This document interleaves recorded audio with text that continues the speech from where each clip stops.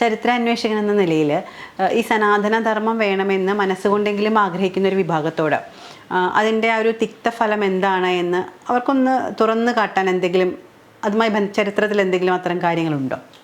ചരിത്രം അതിൻ്റെ ഒരു തുറന്ന പുസ്തകമാണ്. ചരിത്ര വായന ഇല്ലായ്മയാണ് ഇത്തരമൊരു ആവശ്യകത മുന്നോട്ട് വയ്ക്കുന്നത്. കാരണം ചരിത്രത്തെ വേണ്ട രീതിയിൽ പഠിക്കുകയോ വായിക്കുകയോ ചെയ്തിരുന്നെങ്കിൽ ഇത്തരമൊരു ആവശ്യം ആരും മുന്നോട്ട് വയ്ക്കില്ല.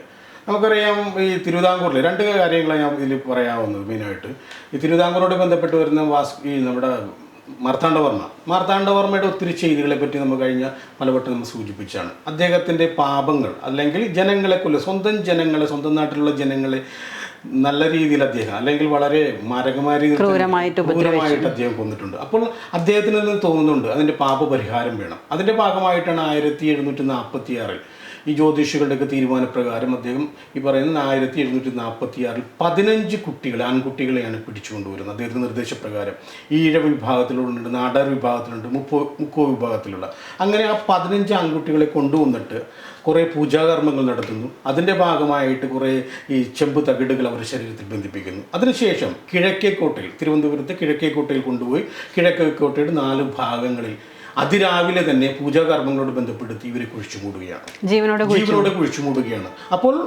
ഈ പറയുന്ന മാർത്താണ്ഡവർമ്മ തൃപ്പടിദാനവും മുറജപവും അല്ലെങ്കിൽ ഈ പറയുന്ന കാര്യങ്ങളെല്ലാം നടത്തിയിട്ടുള്ളത് ഈ പറയുന്ന മനുസ്മൃതിയോട് ബന്ധപ്പെടുത്തിയാണ്, നമുക്കറിയാവുന്ന കാര്യമാണ്.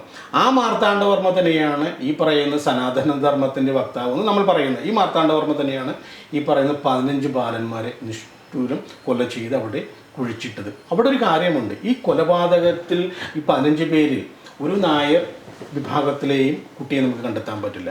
അപ്പോൾ ആ തെക്കൻ കേരളത്തിൽ അവിടെ അതായത് മനുഷ്യരായിട്ട് കണക്കാക്കാത്ത കുറേ ആൾക്കാരെയാണ്, മനുഷ്യരായിട്ട് ഒരിക്കലും പരിഗണിക്കാത്ത കുറേ ആൾക്കാരെയാണ് ഈ പറയുന്ന കൊലപാതകത്തിൻ്റെ ഭാഗമായിട്ട് അവർ ഈ സ്വീകരിക്കുന്നത്. പക്ഷേ നമ്മൾ വടക്കോട്ട് വരുമ്പോൾ, വടക്കൻ പ്രദേശങ്ങളിലേക്ക് വരുമ്പോൾ നമുക്കറിയാം കോതമംഗലം എന്ന് പറയുന്ന ഒരു കാലഘട്ടത്തിൽ വെമ്പലിനാട് എന്ന് പറയുന്ന രാജ്യമുണ്ട്. വെമ്പലിനാട് നേരത്തെ പറഞ്ഞ പോലെ തന്നെ തെക്കൻകൂറും വടക്കൻകൂറും, അതാണ് പിന്നീട് വെമ്പലിനാട്. ഒരു കാലഘട്ടത്തിൽ വെമ്പലിനാട് അതായിരുന്നു. ആ വെമ്പലിനാടിൻ്റെ വടക്കൻ അതിർത്തിയായിരുന്നു കോതമംഗലം. ആ കോതമംഗലത്ത് ഈ അടുത്ത കാലം വരെ അവിടെ ഏറ്റവും പ്രധാനപ്പെട്ട വിഭാഗം എന്ന് പറയുന്നത് ഈ പറയുന്ന കർത്താക്കന്മാരായിരുന്നു. ഈ കർത്താക്കന്മാരോടൊക്കെ ബന്ധപ്പെട്ട് വന്ന ചരിത്രമുണ്ട്. അവിടുത്തെ രാജാക്കന്മാർ, ആ ഹിന്ദു രാജാക്കന്മാർ, അവരുടെ ആ രാജകുടുംബത്തിലുള്ളവരും അവരുടെ പടയാളികളെല്ലാം രാജകുടുംബത്തിൽ ബന്ധപ്പെട്ടവർക്ക് ഏറ്റവും പ്രധാനപ്പെട്ടതായിട്ട് മുന്നിൽ നിന്നിരുന്നു. അവരെല്ലാം അവരുടെ ആയുധങ്ങൾ, വാളെല്ലാം പദം വരുത്തുന്നത്, ഇതുപോലെ ആലയിൽ കൊണ്ടുപോയിട്ട് പദം വരുത്തുന്നത് സാധാരണ നമുക്കറിയില്ല. പദം വരുത്തുന്നത് ആലയിൽ കൊണ്ടുപോയി ചൂടാക്കുന്നു, വെള്ളത്തിൽ മുക്കുന്നു. പക്ഷേ ഇവിടെ കടിഞ്ഞൂൽ പ്രസവിച്ച പെൺകുട്ടിയുടെ, സ്ത്രീയുടെ കഴുത്ത് വെട്ടി അവളുടെ ശരീരത്തിൽ കുത്തിയിറക്കി ആ ചോരയിലാണ് പദം വരുത്തുന്നത്. അതായത് പിന്നെയും ചൂടാക്കുന്നു, പിന്നീടും ഈ ശരീരത്തിൽ തന്നെ കുത്തി ആ സ്ത്രീയുടെ ശരീരത്തിലെ രക്തത്തിൽ മുക്കിയാണ് പദം വരുത്തുന്നത്. അപ്പോൾ ഇത് നായർ സ്ത്രീയാണ് ഉപയോഗിക്കുന്നത് അവിടെ. അപ്പോൾ ഇത് മനുധർമ്മശാസ്ത്രത്തോടനുസരിച്ചാണ് അവർ ചെയ്യുന്നത്. അപ്പോൾ സനാതനധർമ്മം വേണമെന്ന് പറയുന്നവർ ഈ ചരിത്രം ഉൾക്കൊള്ളേണ്ടതുണ്ട്.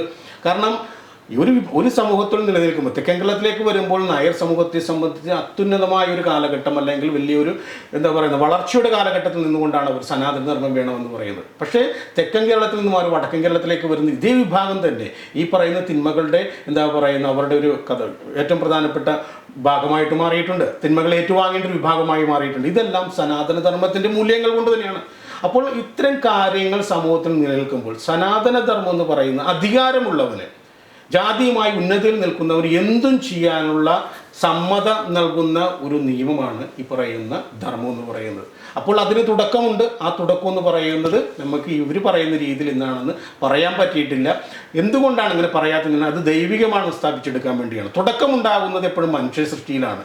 തുടക്കമില്ല എന്ന് പറയുമ്പോൾ അത് ദൈവത്തിൻ്റെ സൃഷ്ടിയായിട്ട് മാറും. അതുകൊണ്ട് ദൈവികമായ ഒരു നിയമമാണെന്നും ആ നിയമം അനുസരിച്ചാണ് ഈ പറഞ്ഞ പോലെ തന്നെ ഈ വടക്കൻ കേരളത്തിൽ ഇത്തരം കാര്യങ്ങൾ നടക്കുന്നത്. അങ്ങനെ തിന്മയോട് ബന്ധപ്പെട്ട് വരുന്ന ഒത്തിരി കാര്യങ്ങൾ കേരളത്തിൽ തന്നെ നടമാടിയിട്ടുണ്ട്. ഇതെല്ലാം മറന്നുകൊണ്ട് സനാതനധർമ്മത്തിനോട് വാദിക്കാൻ മനുഷ്യസ്നേഹികളായിട്ട് ഒരു വിഭാഗത്തിനും സാധിക്കുന്ന കാര്യമല്ല. ഈ സനാതനധർമ്മത്തിന് അതിന് കൂട്ടുപിടിക്കുന്നത് ശരിക്കും മനുസ്മൃതിയുടെ ചായ്വ് പറ്റിയിട്ടാണല്ലോ. ഈ മനുസ്മൃതി എന്താണ്? അപ്പോൾ മനുസ്മൃതി എന്ന് പറയുന്നത് അതായത് ഇപ്പോൾ ഇടതുപക്ഷത്തോടൊക്കെ ബന്ധപ്പെടുത്തിയാണ്, മനുസ്മൃതിയുടെ ഒരു ചായ്വിനോട് ബന്ധപ്പെടുത്തിയാണ് സനാതനധർമ്മം പോകുന്നതെന്ന് പറയുന്നത്. ഇപ്പോൾ മനുസ്മൃതി എന്താണെന്ന് വെച്ചിട്ടുണ്ടെങ്കിൽ ഒരു കാലഘട്ടത്തിൽ ഇന്ത്യ എന്ന് പറയുന്നത് ബുദ്ധ വിഭാഗത്തിൻ്റെ ഈറ്റില്ലമായിരുന്നു. ബുദ്ധന്മാരോട് ബന്ധപ്പെടുത്തിയാണ് ഇന്ത്യ നിലനിന്ന് പോകുന്നത്. ആ ബുദ്ധ സംസ്കാരത്തിൻ്റെ ഈറ്റില്ലമായിരുന്നു ഇന്ത്യ എന്ന് പറയുന്നത്. അതായത് ബുദ്ധമതം വരുന്നത് തന്നെ ഹിന്ദുമതത്തിലുണ്ടാകുന്ന ചില കാര്യങ്ങളെ അതായത് ബുദ്ധമതം എങ്ങനെയാണ് വന്നത്, ഹിന്ദുമതത്തിലെ കുറെ ആചാരാനുഷ്ഠാനങ്ങൾ ചോദ്യം ചെയ്തുകൊണ്ട്, പോരായ്മകളെ ചോദ്യം ചെയ്തുകൊണ്ടാണ് ബുദ്ധമതം കടന്നു വരുന്നത്. ആ ബുദ്ധമതത്തിന്റെ വളർച്ചയുടെ കാലഘട്ടത്തിൽ ബ്രാഹ്മണ മേധാവിത്വം തകർന്നു. ബ്രാഹ്മണ മേധാവിത്വം എന്ന് പറയുന്നത് പൂജകളോട് ബന്ധപ്പെട്ട് വരുന്ന ബലികൾ അല്ലെങ്കിൽ പൂജകൾ മറ്റു കാര്യങ്ങളെല്ലാം ഇല്ലാതെ വന്നപ്പോൾ, അഹിംസാ മാർഗത്തിലൂന്നിയ ഒരു ജീവിതക്രമം ഇന്ത്യയിൽ പ്രാവർത്തികമാക്കപ്പെട്ടപ്പോൾ തൊഴിൽ നഷ്ടപ്പെട്ട ഒരു വിഭാഗമായിട്ട് ബ്രാഹ്മണർ മാറി. അവർക്ക് ജീവിക്കാൻ പറ്റുന്നില്ല. ആ ഒരു കാലഘട്ടത്തോട് ബന്ധപ്പെടുത്തിയാണ് പിന്നീട് നമുക്ക് അശോകന്റെ കുറേ ശാസനങ്ങൾ വരുന്നുണ്ട്. ആ ശാസനങ്ങളോടൊക്കെ ബന്ധപ്പെട്ട് മൃഗങ്ങളെ പരിപാലിക്കുന്ന, അല്ലെങ്കിൽ എന്താ പറയുന്നത്, എല്ലാ ജീവജാലങ്ങളെയും സ്നേഹിക്കുന്ന അല്ലെങ്കിൽ അവരെ പരിപാലിക്കുന്ന ഒരു സമൂഹം സൃഷ്ടിക്കപ്പെട്ടപ്പോൾ ബ്രാഹ്മണ സമൂഹത്തെ സംബന്ധിച്ച് ഇതിനൊരു മാറ്റമുണ്ടായാൽ മാത്രമേ ഞങ്ങളുടെ സമൂഹം നിലനിൽക്കുന്ന തോന്നലുണ്ടാവുകയാണ്. ഇതിനെതിരെയാണ് പുഷ്യമിത്ര ശുംഗൻ കടന്നു വരുന്നത്. ആ പുഷ്യമിത്രൻ എന്ന് പറയുന്നത് ഈ പറയുന്ന ബ്രാഹ്മണ വിഭാഗത്തിലുള്ള ഒരു ആളായിരുന്നു. അദ്ദേഹം വന്നിട്ടാണ് പിന്നീട് ശുംഗവംശം സ്ഥാപിക്കുന്നത്.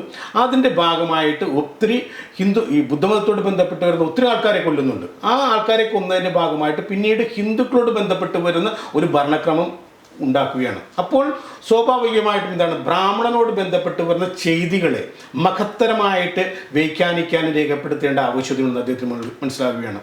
അതിൻ്റെ ഭാഗമായിട്ട് അദ്ദേഹത്തിൻ്റെ നിർദ്ദേശാനുസരണം ഈ പറയുന്ന BC 187-151 കാലഘട്ടത്തിൽ ഭാർഗവീരാമൻ എന്ന് പറയുന്ന ഒരാൾ ധർമ്മശാസ്ത്രം അല്ലെങ്കിൽ ഈ പറയുന്ന മനുസ്മൃതി എഴുതുകയാണ്. ആ മനുസ്മൃതി എന്ന് പറയുന്ന ബ്രാഹ്മണനായ രാജാവ്, ആ രാജാവിൻ്റെ നിർദ്ദേശമനുസരിച്ചാണ് ബ്രാഹ്മണന് പ്രാതിനിധ്യമുള്ള ബ്രാഹ്മണന് ഏറ്റവും പ്രധാനപ്പെട്ട കാര്യങ്ങൾ സാധിച്ചു കൊടുക്കുന്ന ഒരു ഗ്രന്ഥമായിരുന്നു, നിയമമായിരുന്നു. ആ നിയമമാണ് ഇന്ത്യയിൽ നിലനിർത്താൻ ശ്രമിച്ചത്. ആ ഗ്രന്ഥത്തെ ചുറ്റിപ്പറ്റിയാണ് പിന്നീട് ഈ പറയുന്ന സനാതനവാദികളായിട്ടുള്ള ആൾക്കാരെല്ലാം എല്ലാ കാലത്തും ഇന്ത്യയിലെ നിയമം മുന്നോട്ട് കൊണ്ടുപോകണമെന്നുള്ളൊരു വാദഗതിയാണ് മുന്നോട്ട് വയ്ക്കുന്നത്. അപ്പോൾ അതായിരുന്നു ഈ പറയുന്ന മനുസ്മൃതിയുടെ തുടക്കം എന്ന് പറയുന്നത്.